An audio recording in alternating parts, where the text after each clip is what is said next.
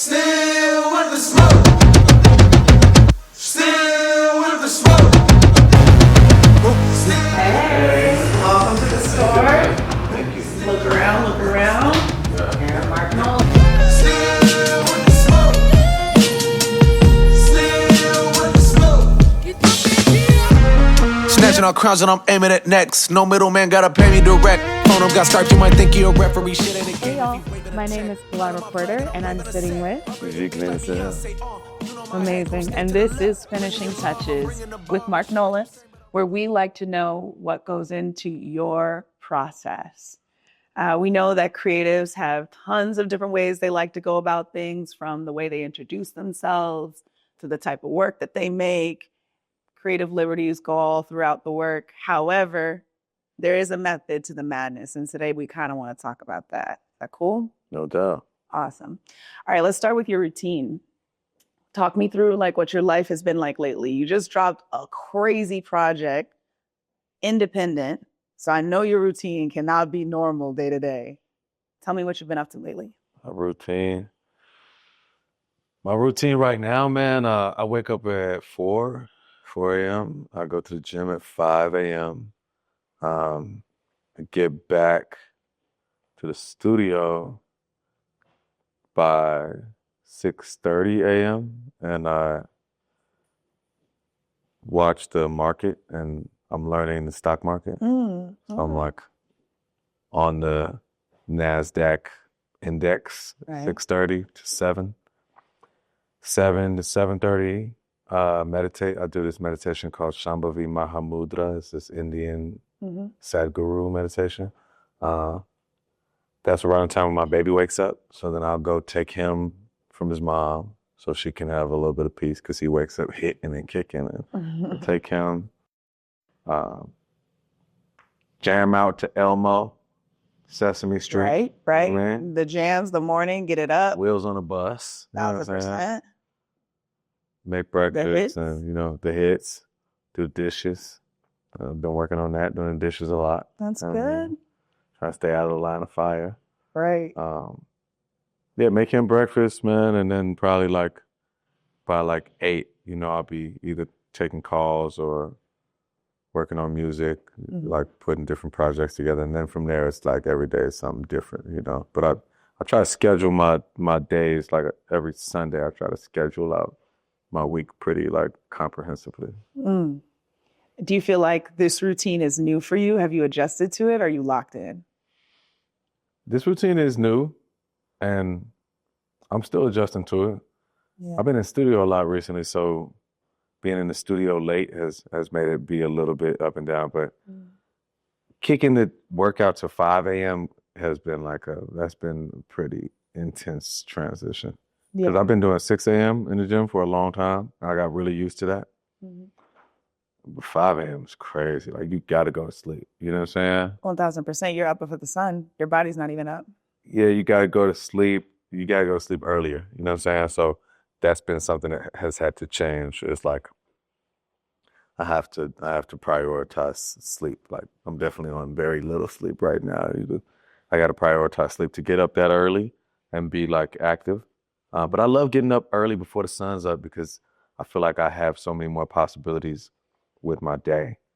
And I got to meditate early, It sets the tone for me to be able to handle things gracefully to the best of my ability, and juggle different businesses and verticals and try to treat people well in the process, be kind to myself.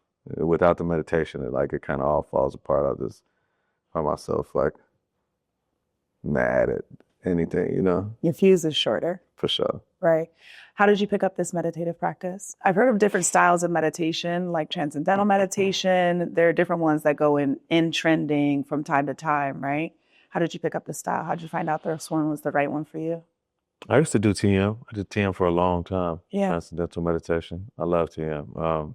This one in particular, I was introduced to Sadhguru. He was doing something about soil. Save the Soil was the name of a campaign. I guess the Earth's soil, much as with the rest of the planet, is endangered. Yeah, the amount of nutrients that are probably lacking. And so Sadhguru is this Indian thought leader guru that has millions and millions of devotees around the world. And somebody close to me, Catherine Fraser from Biz3, she represents Sadhguru. And so she introduced me to him, and I ended up going to his retreat in the mountains in like Tennessee, something like that, and learning this Shambhavi Mahamudra. It's a secret practice. They're so secret about it. I was like, can't I just learn it online? So I tried to take the class, but they won't teach it to you online. They only teach it to you in person. This shit was ill too. It's like, and I love meditation, breathing, exercises, breath work, Eastern philosophy, the whole gamut. But this was ill because I'm there 5 days. I'm learning all the intricacies of the like ideological framework behind this meditation. And it's basically the Indian science of karma, the ancient Ayurvedic science of karma. Like we think of karma just to be like what goes around comes around, which in a sense it is, but karma as a larger concept is far more vast, and it's a science of humanity and existence and universal consciousness and reincarnation. And they taught us parts of that in to a degree. They taught us the science of karma as it relates to existing in the modern world. And then on the last day, we're putting the pieces of these techniques that they've taught us together to finish the Shambhavi Mahamudra meditation. And so right when we're doing the apex of the process, it's already a spiritual process. It's like I'm high.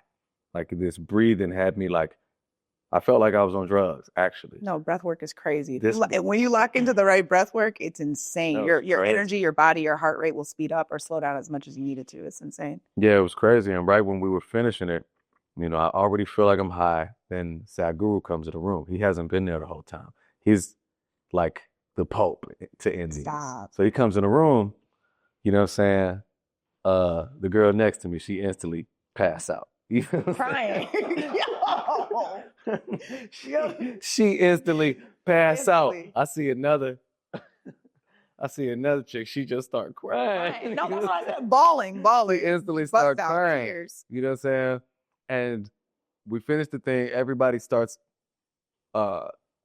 rushing towards Sadhguru, and all the Indian people, they falling on the ground to kiss his feet. You know what I'm saying? Oh. And like in my mind, I was kind of like, should I kiss this nigga's feet? Because everybody's kissing the feet.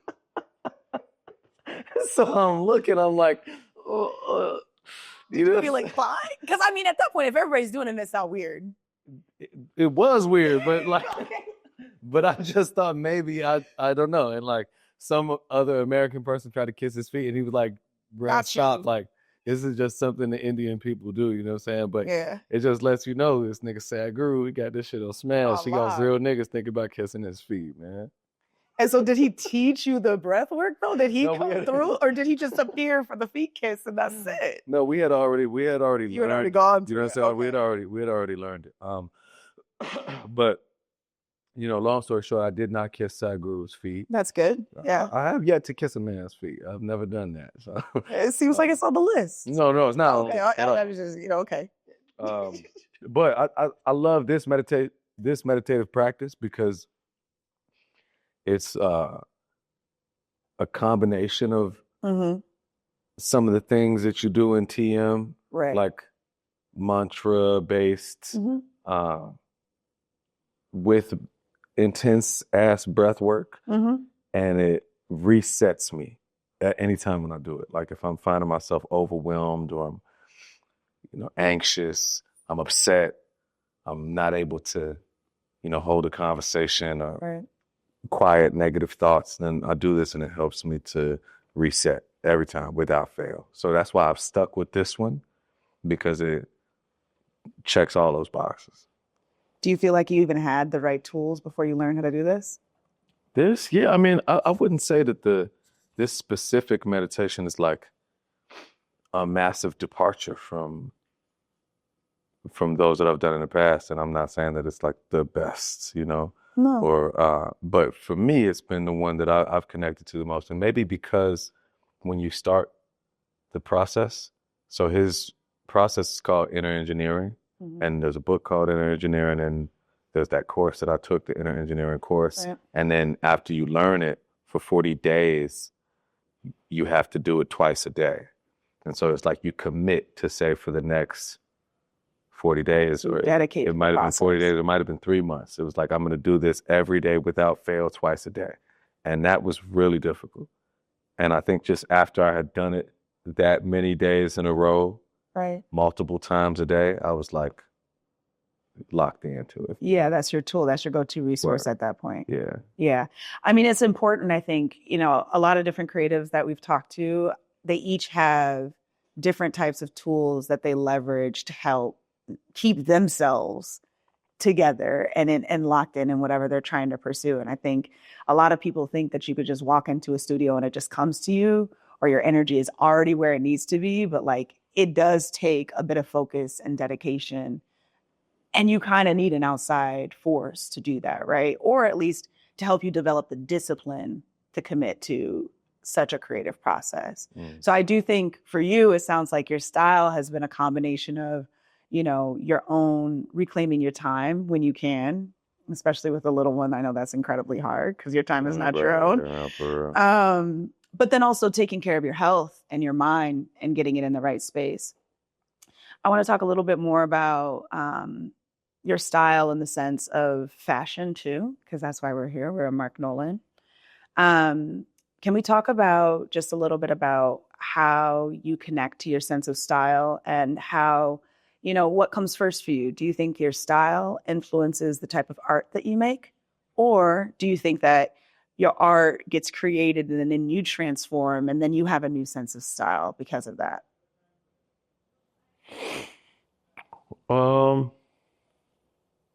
I think sometimes the kind of art that I'm making will influence the stylistic decisions Mm-hmm. that I make.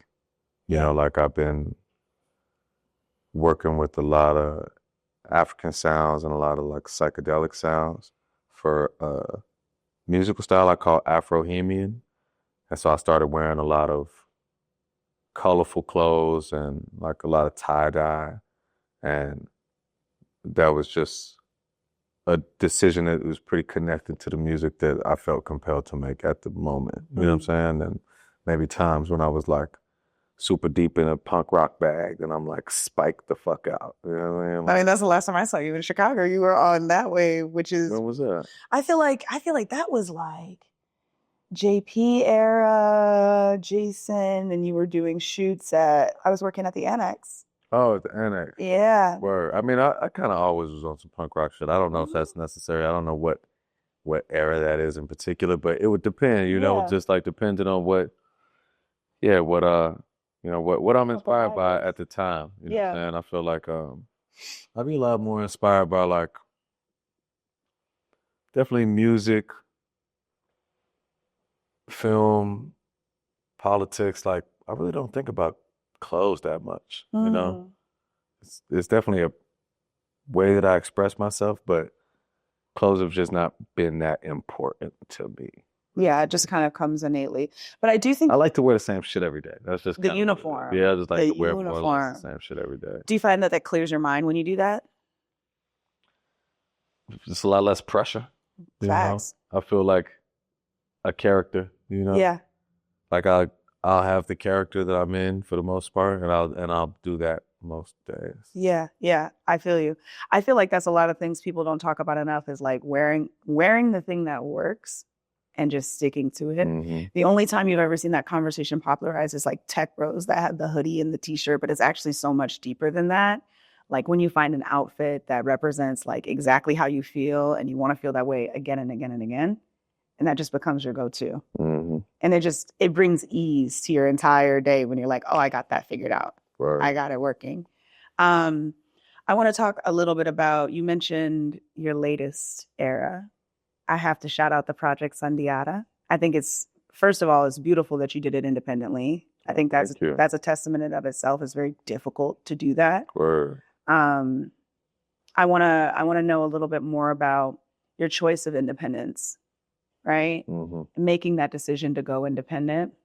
With this project specifically, did you face adversity in that decision-making process? And then also, did that change the style that you had to go through to complete this project compared to projects in the past where you haven't been independent? Yeah, I was on Rock Nation for a long time. And so coming out of that situation, before making any other type of label relationship, I wanted to do something that was completely owned by me and my collaborators. Mm-hmm. So that's why I decided to do this project independently. And I've learned a lot in the process. I've learned a lot about intricacies of the process that I might not have had to handle in the past. Mm-hmm. You know, from like really producing my videos and hiring all the different contractors and workers comp and fucking, I was just having a conversation with bro about the camera because I've gotten deep into the cameras, you know what I'm saying? And so I'm learning like a lot more about filmmaking because I'm independent. So it's like I have to kind of do a lot more things for Dolo. My editing is getting way better, you know, video editing and color grading and DaVinci and fucking fan engagement platforms, email blasts, SMS messaging, just like really having the tentacles on all the different parts of it. So moving forward, however it is that I release my music, I'll have a greater understanding of the different parts of the process. And so I can know, you know, where the real need lies, what the real numbers are. Because the thing about labels is they're big systems and they're not known for transparency. No. So you never really know Right. where your budget's going. And if you're an artist, like chances are you don't know what things really cost anyway. Mm-hmm. So You have nothing to go back to them with. you don't really, Right. you don't have the data in the first place and you don't have the acumen Mm-hmm. to know what are realistic figures. So now that I'm doing this alone, I'm doing this with a very small team, rather, because obviously I can't do this alone. You know what I'm saying? I have people that I work with, and I'm very appreciative of them. But now that I'm doing this like in a more independent way, I understand the process better. You know what I'm saying? So I think I'll be able to approach it better in whatever situation I do moving forward. And I wouldn't go back. Chances are I wouldn't do another like real label deal. I'll probably do something that's still in an independent venture, something that's more of a partnership, a JV type situation. Yeah, yeah. It sounds like the control that you've taken on in this project has given you a level of creative confidence, which is pretty cool, where you now it's not just about the music, it's about the full piece and body of work, the art, the video, the content, the promo, all of that stuff, which you can see very clearly in how you've been putting the work out. So it shows. I just want to commend you on that. I appreciate that. Yeah, it's very difficult to be able to see that big and focus very small on your project. So it comes through. Do you find that you struggle with the art of controlling it too much versus knowing when to let it go? How do you learn when to let it go? What do you tell yourself? Yeah, for real. That's a hard one, you know, because I like nitpick all my shit, you know, like to no end. And, you know, eventually you just got to put it out and you got to just let it come out. I think that I'm also working on delegation. That's a skill that I need to develop. You know what I'm saying? That's valid. That's your growing edge. Yeah. Yeah, for real. No, but you can't scale without delegation. Like, that's just that's the critical piece, is being able to put people in position to help you. You know what I'm saying? Yeah. And building that team, building that organization in that way. How do you know when something's done? I don't know. I'm still changing shit once it's out. Right. Is it ever really finished? You know? Yeah. I don't know. it's just not just yours anymore. You know, eventually you give it to the world. But sometimes I'll finish a song, I put it out, and then a year later I'll start performing the lyric a little differently because I finally figured out what the bar was. Like I might have just recorded it as it was, but like it was on the tip of my tongue that this could be a cold bar. It just take me more time to figure it out. So I don't know if it's ever really, really done. Yeah, that's okay. I think that like, you know, I often reflect on all of the art that we might never see because somebody is holding on to that idea of like, it's not finished. Yeah, I think about all the art we'll never see because somebody's holding on the idea that it's not finished. And I think a lot of creatives look at the body of work, right? They see not only the project, they see it's dropped independently. They see you on your content game. They see all of it. And it does take a lot to like release it out there. And do you just tell yourself, fuck it, if it pops, it pops. If it doesn't, it doesn't. And you move on? I do think you got to detach yourself from results. That's in life. I think it's important to become obsessed with the process and to really immerse yourself in the process because you can control that to a degree. That's where your sphere of influence lies, is within your process. But the results, that's in God's hands. Right. I can't control that. I don't know how people will receive it, how it will perform, how people will view me based on how they receive what I create. I just can't, you know, I can't control that. And not to say that it doesn't matter to me, because I'm human, it does. But my pursuit is to become so enveloped in the process that I can let it go, you know, let go of the need to see the results that I want to see. Because you never know too, man. You just can't call it. Like maybe people don't see what you want them to see in a specific piece of art, but then maybe the right person does see that, and that opens the door to another opportunity that you might not have even been aiming for. And also, I was having this conversation with an interviewer from XXL asking me about Chance's album yesterday. And you know, he asked me like, how was Chance's energy in making this album? How did he feel now that it's out? And I was just telling him that it's so important as an artist to be able to let go of the need for external validation. And I think that when you've been in the position that I've been in, or the bro been in, like, man, you've seen people exalt you and you've seen them spit on you, you know, like treat you like you're royalty and then treat you like a pauper. Right. And it's just like, and treat you like you're royalty again. And so ultimately, you can't derive your sense of value from that because it's so fickle. You know what I'm saying? It's fleeting, like, it's so fleeting. It's not worth it. So I definitely aim to not be so moved by praise or criticism. That's like Stoic philosophy, is that you don't want to be too moved by the praise or by the criticism. Because if either starts or stops, then you're stuck. You just can't do it for that, you know? Right. It's too slippery of a slope, man. It's like, yeah. But now that makes sense, though. It makes sense you saying that and why you say your style isn't the first point of consideration, because I do think that's the first way you introduce yourself to people is style, right? Like how you present yourself in a room is exactly what people see before you even say anything. But for you to have the mentality of inner peace to the point that I could be wearing nothing and still be great, as if I'm wearing the craziest thing ever, is also, I think that's a testament to your mental more than it is about your perspective on fashion and clothes, right? For sure. Yeah, I mean, I try, you know, I work to get there. Yeah.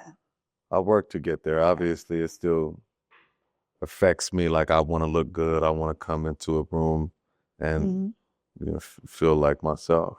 But It does make your style, though, more organic at that point. You know, that's why I said, I was like, you know, you got a good color story going on today. And you were like, oh, wait, I guess, yeah, it does. You know, it's like, it's a more organic way to style yourself when you're coming from like, hey, I just want to move comfortably, or I want to move through a feeling, and I style myself with that regard, as opposed to forcing myself to fit something that might not be me. We had this conversation earlier. Do you consider your sense of style to be a piece of armor, right?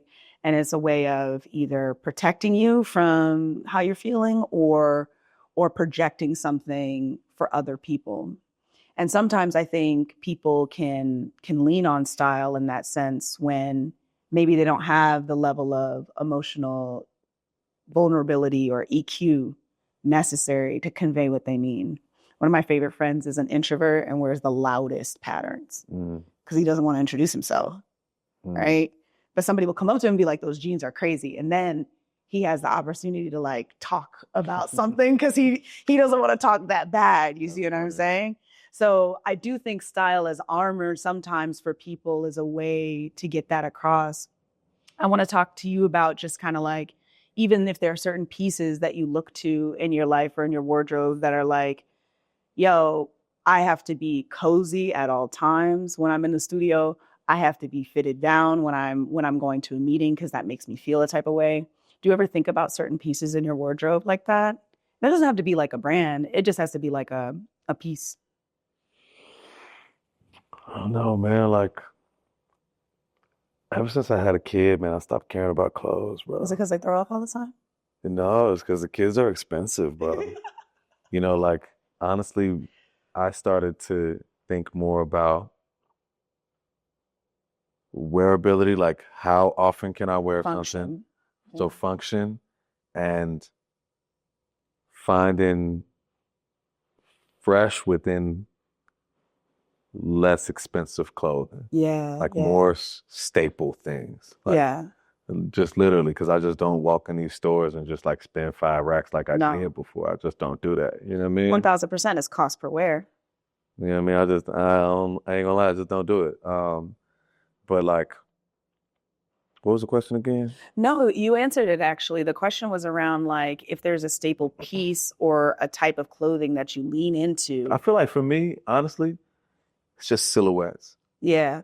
Like the right silhouette Yeah. will make me feel the right way. You know Yeah. what I'm saying? So just the right silhouette of jeans and, you know, the right t-shirt will get the whole thing across for me. And I'm like a skateboard kid, hip hop kid, breakdancing, graffiti. Like those are my base inspirations, rock and roll. So when I pull from those and I kind of fit within those ecosystems, then I feel at home. Yeah, and those are your points of influence too. I feel like it comes through. Yeah. That's your through line for real. Okay, the first question I want to ask, you said a trigger word that I really loved earlier. You said Ayurveda. So my cousin practices Ayurvedic medicine. He studied in India for 4 years. Dope. Right? Ayurvedic medicine is really important about looking at your total body, right? It's energy in, it's energy out, and it's everything you consume and do in between to keep that in balance, right? So one thing I wanted to call on is if you could name the points in your life or things that help keep you in balance. You mentioned meditation is one. Are there other points that keep you in balance in your world? Things that keep me in balance. I'll say meditation, exercise, family, charity, kindness. Yeah. Gratitude. Dope. Presence. Creativity.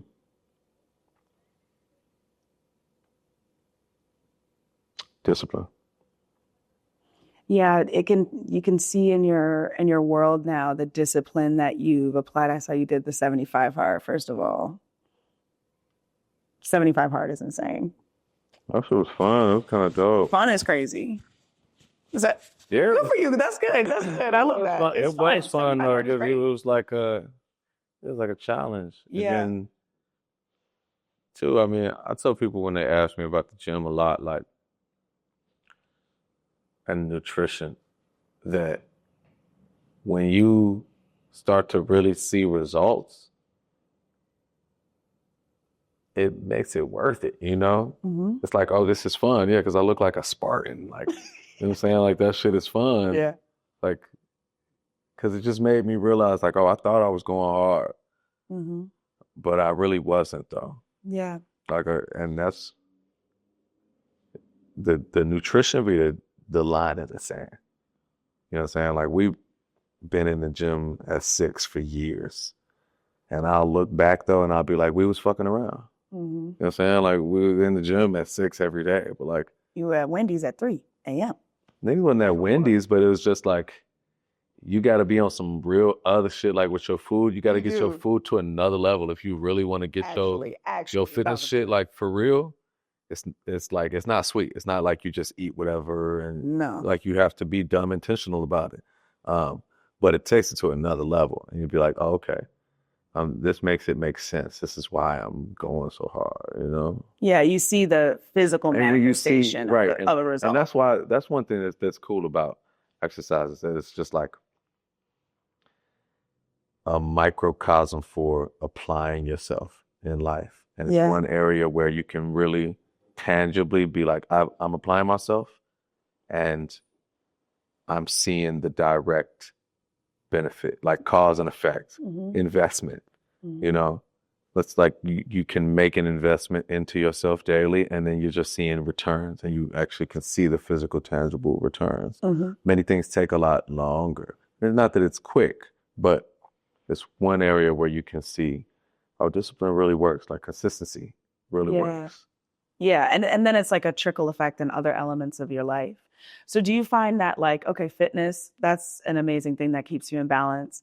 It also seems like it helps be a bit of a motivational force for you as well and other things. Because if you got to get up, you got to go to the gym, like your start time is dictated around all of the wellness elements that you've incorporated in your life.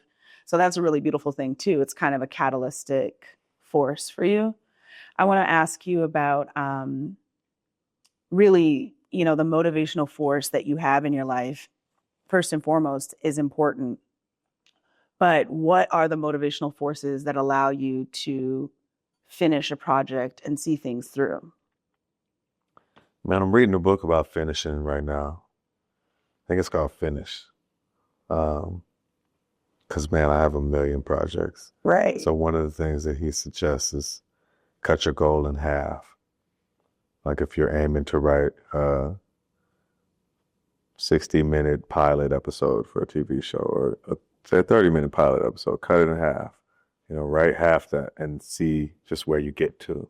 So I'm looking at different strategies for bringing things to completion.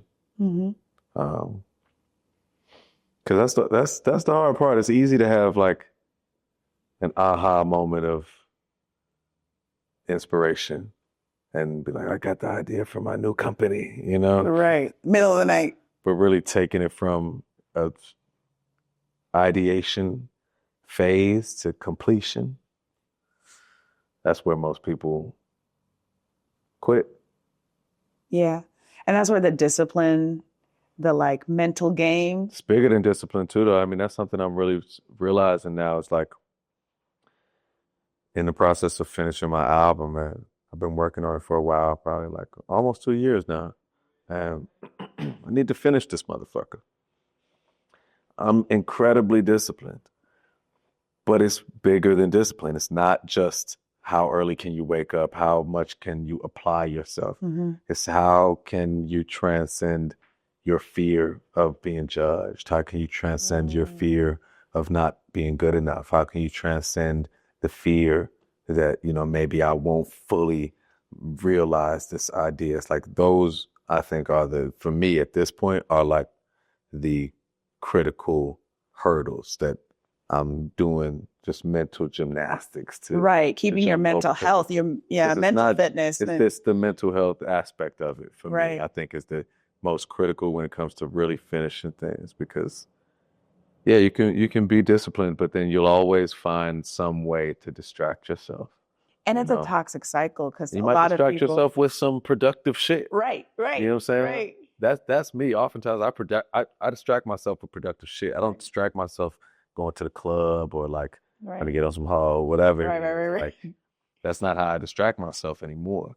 I Yeah, distract myself and be like, oh yeah, well, I should make progress on this business relationship today. Like, you know what I'm saying? It's right. like, No, my friend with ADD was talking about how they set out to do the dishes and then they ended up 12 pages in a presentation for the new business they wanted to start. And it's like, I mean, not knowing, that but one sounds more important you're though than the dishes, you know. but you know, your productivity, you can't control like all the time, like how you put your productivity to use. Sometimes it has a life of its own. I do think it's important, the mental health aspect, the meditation, the focus that you have to do to quiet all of the noise in your mind in order for you to actually understand what you need to follow through on. And that's the negative noise as well, you know. Or So that's a beautiful exercise. It makes a lot of sense as to why that could be the most pivotal part of your I think. practice. Yeah, 1000%. We're here at the Marc Nolan store. Obviously, it's a beautiful space in the West Loop in Chicago. You picked out an amazing pair of shoes today that you're wearing right now. Can you tell me about the shoes that you picked out, why you like the silhouette, and what you enjoy most about Yeah, them? it's like the comfortable, casual, pretty leisurely. And that's just, I guess, how I feel, how I'm dressed today. And I thought of what's in the store that this was the most relaxed. I really love the loafers, though. You know what I'm saying? I love those. I haven't really worn any loafers like since when I used to wear loafers in high school. I don't even remember what the bitch was called, like floor sheams or some shit like that. Um, but these are fresh, though. I like these a lot. You are well. Thank you so much for talking to us today. I really appreciated the Thank you. conversation. I learned so much, not only about your craft, your creative approach, but also total body well-being and why that matters most to keeping it moving in all aspects of your life. So thank you for sharing that with us. And also a little bit about your style today. Appreciate you. You inspire us also. Thank you. No doubt. Thank you.